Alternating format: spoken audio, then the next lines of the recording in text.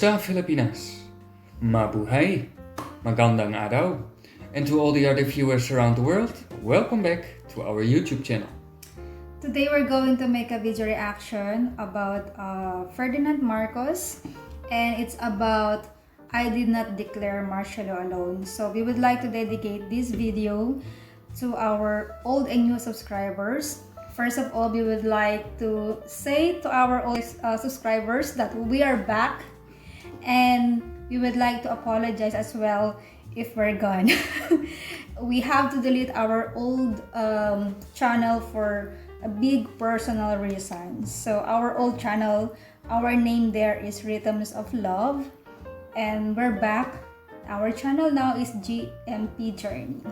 So we would like to continue our reaction video that we're doing before about the histories, politics news, about the Philippines and about the world. And this video is actually one of the requests of our old subscribers. Alright, so I hope you are guys seeing this video, and you're welcome to come back if you're seeing us. So before we start, again, we would like to thank everyone, family, friends, supporters, viewers, subscribers. Thank you so much for supporting this channel.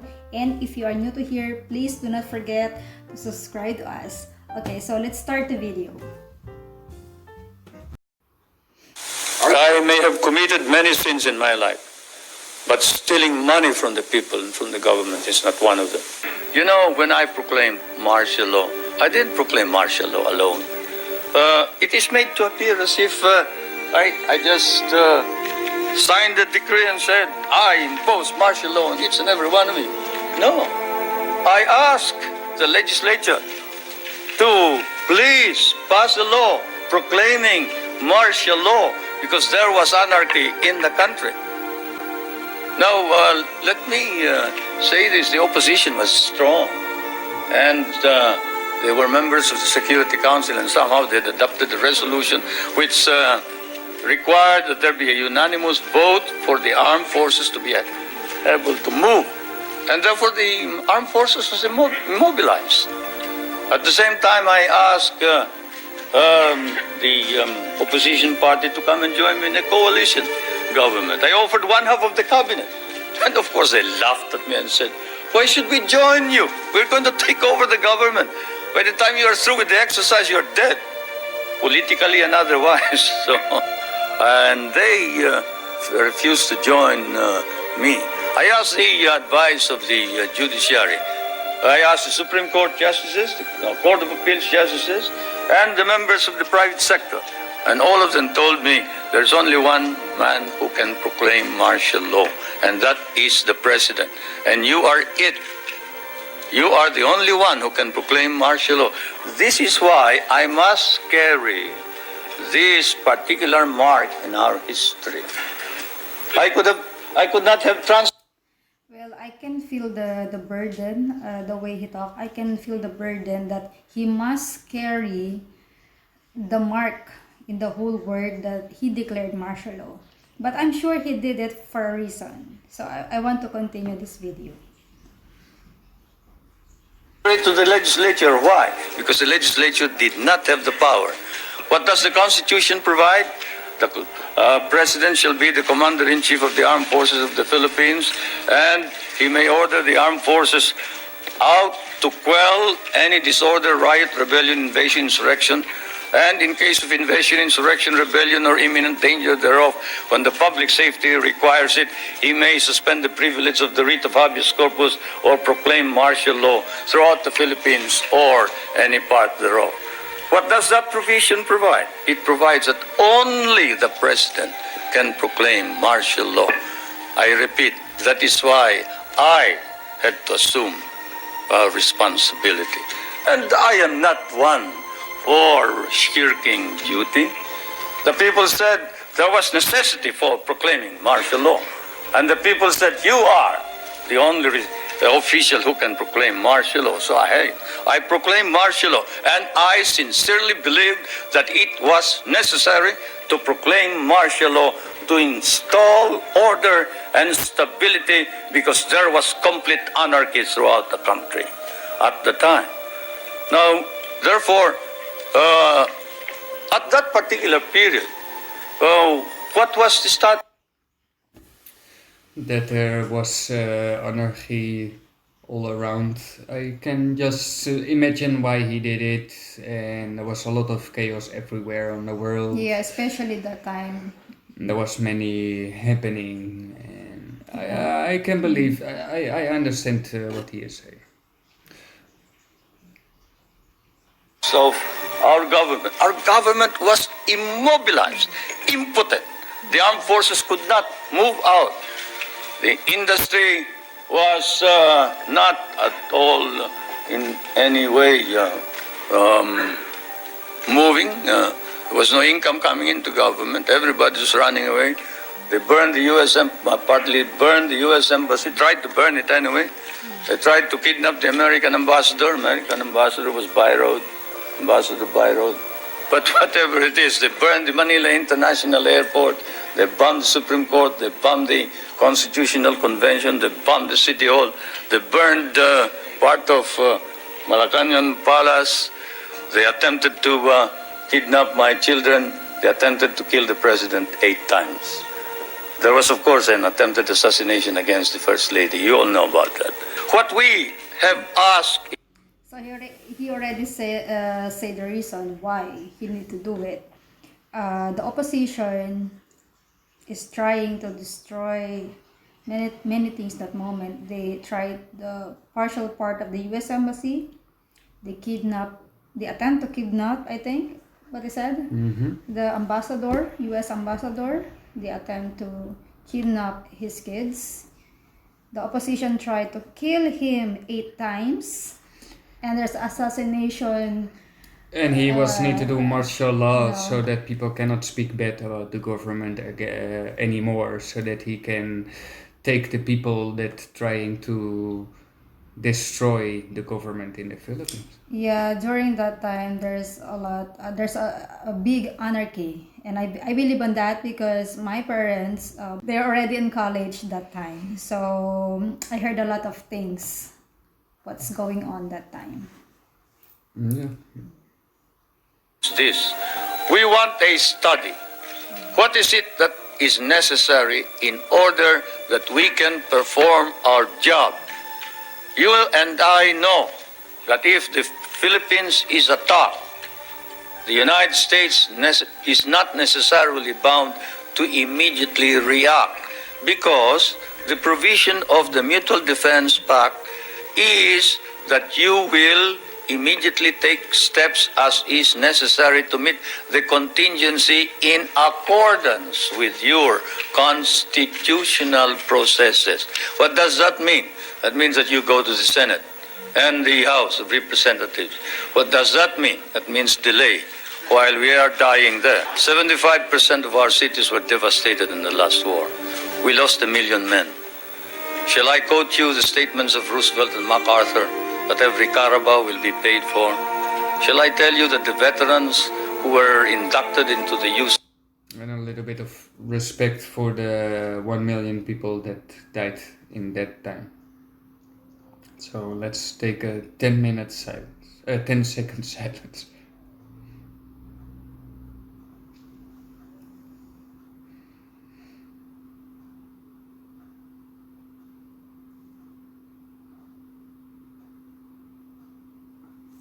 Start the video again. Of the United States Armed Forces of the Philippines, of the Far East, your armed forces were paid only 1/2 the salary of your soldiers. Shall I tell you that we almost turned communists because you refused to recognize us? Shall I tell you that I had a difficult time stopping my guerrillas, 25,000 of them from joining the communists, because precisely you sort of forgot that we had done the fighting for you, you know. And it is not fair to accuse the Philippines of any violation of human rights when there has been no violation. Though if there has been any violation, we punish those who have violated. Do you think that if there was any corruption by the Marcos family, that we can maintain the present prestige and leadership of the Marcoses in the Philippines? What do you think the Filipinos are? They are a very literate people.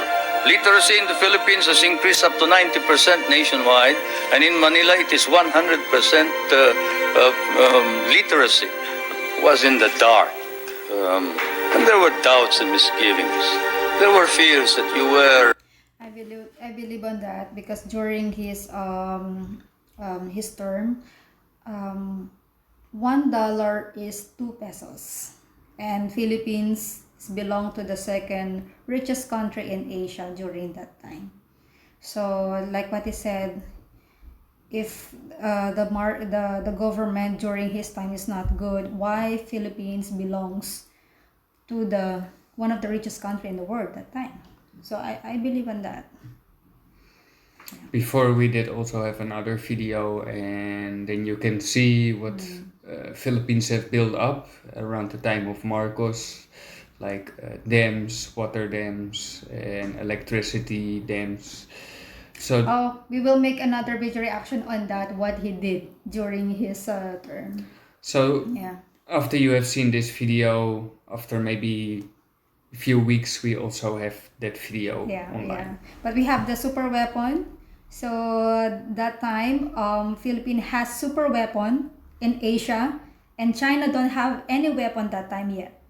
So you can really imagine. And by the way, it was a well-developed country. Yeah, and I heard also that Singapore, the president of Singapore that time is a best friend of Marcos, and he is the one that teach the president of Singapore how to do to his country. And you can see now how prosperous is Singapore and compared to the Philippines. So looking forward, because I heard that our new president Duterte, our beloved president, he's doing everything actually for the Philippines, and looking forward that the next president will be the son. You were tiring. You were weary. You doubted your own strength. You didn't know where you were going. But now, there is hope. It's still partly in the shadows, but it's trying to emerge. But we have a program which harnesses the energies of those who are half employed, like those who are in the farms.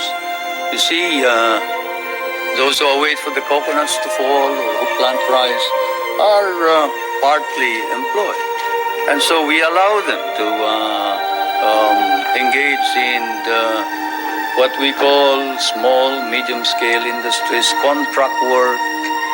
Where, in what country do you see, say, a boot block? A boot block. Go to a rural bank and say, look, I used to borrow money from this usurious lender here. I borrow 5 pesos in the morning, I have to pay him 6 pesos in the afternoon. Can't you lend me 50 pesos now and I will repay you later on? I have no collateral, I am unknown, I live in the streets. And in what country will you see the rural bank lend this boot block money after looking at his shoe shine stand and gathering all the other shoe shine boys and putting them to work and getting them to repay this indebtedness, not in a week, but perhaps even in a day? Or fishermen who live a hand-to-mouth existence. Even here, in your prosperous United States, can a poor fisherman go to a bank and borrow money on his name, on his signature? He cannot, but here in the Philippines, he can.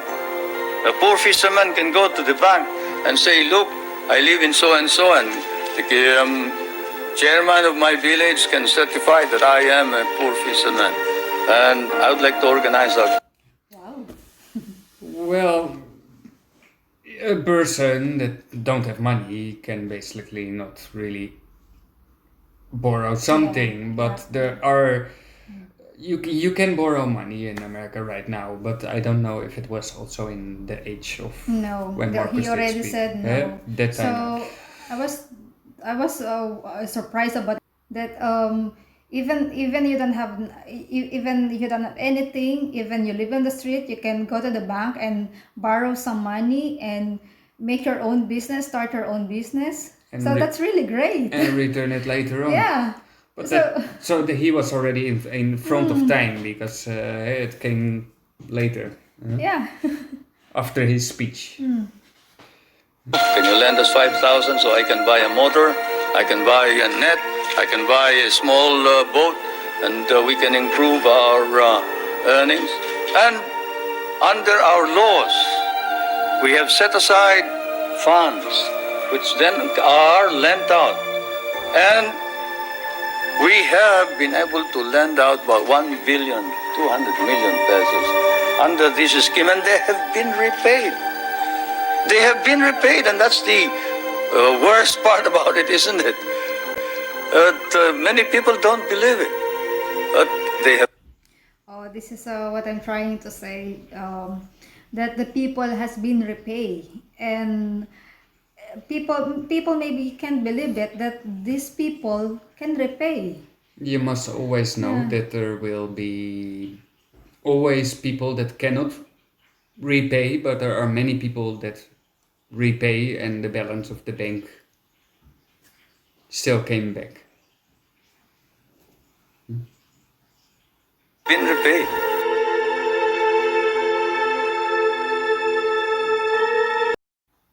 Well, according to the people that I've been talking with that lived during that time, they said that the economy of the Philippines that time is really good, and there's a lot of projects that Marcos created or built that until now we're seeing, like the LRT stations and the building, the schools. There's a lot. So I believe that during that time the Philippines is really prosperous. And when I'm listening to the voice of Marcos, he was bright, honest, and kind. And yeah, for the rest, I don't know much about him. So Yeah, because we did not live on his generation, and he is not from the Philippines, so he just only relying for what he is saying. And but if we have the chance to speak with the older people, perhaps my parents or my aunties or the people that lived that time, they're the one who's going to tell us what really happened that time. And I heard a lot of positive things. okay, Actually. if you like our videos, don't forget to subscribe to our YouTube channel. Okay, so before we go, once again, we would like to thank everyone, family, friends, supporters, viewers, subscribers. Thank you for supporting these channels. You can always give us any suggestion, that anything that you think is nice to make a video reaction. So we are going to continue the other video reaction that has been requested like 7 months ago to our first channel. And then please stay tuned because we are going to make a reaction for those videos. Okay, so we see you in our next video. Okay, so be healthy, be safe, and God bless to everyone. All right, so bye. Bye. See you next time.